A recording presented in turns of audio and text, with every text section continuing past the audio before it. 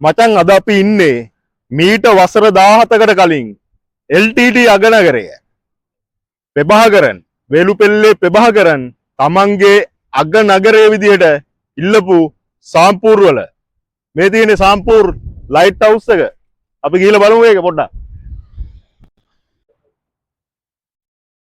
මේ තියෙන LTT එක පාවිච්චි කරපු නිවසක්.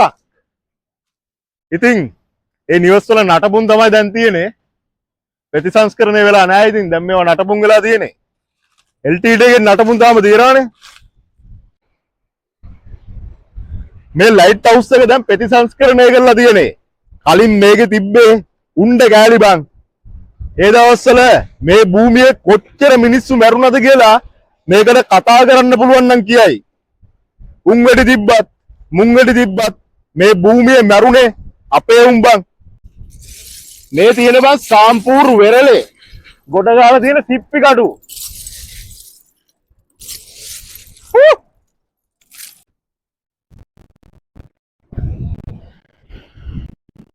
මේ ලංකාව බං බලහන්කො ලස්සන. ලංකාවේ ලයිට් හවුස් 9ක් තියෙනවා. මේ සාම්පූර් තියෙන්නේ ඒකෙන් එකක්.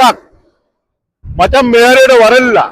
මේක ලෝකෙන් මෙන්ම ලංකාවෙමුත් හැංගිලා තියෙන්නේ. හරි ලස්සනයි. මාර සුන්දරයි. හැබැයි මෙතෙන් ආවට ගමන් නැහැ. පාස් 8න් පමණක් ඉතුරු කරලා ඵලයල්ලා. මේ රැල්ල පාස් 8න් මකනවා. හැබැයි උඹලා ගේන අනිත් ඒවා මේක ඉතුරු වෙනවා. අවුරුදු 30කටත් වැඩිය මේ භූමියේ ලේ හැලුණා. සාම්පූර් ත්‍රිකුණාමලය කියන්නේ ලේ ගංගා පිටින් මේ මහමුදට එකතු වෙන්නේ නැති. නමුත් මේ භූමිය ගිනි තියන්න බලාගෙන ඉන්නවා. හැබැයි මේ භූමිය ගිනි තියන්න කලින් මතක තියාගෙන ඉල්ලා. ඒ ගින්න නිමන්න ලේසි නෑ. ඒක නිමන්න අමාරුයි.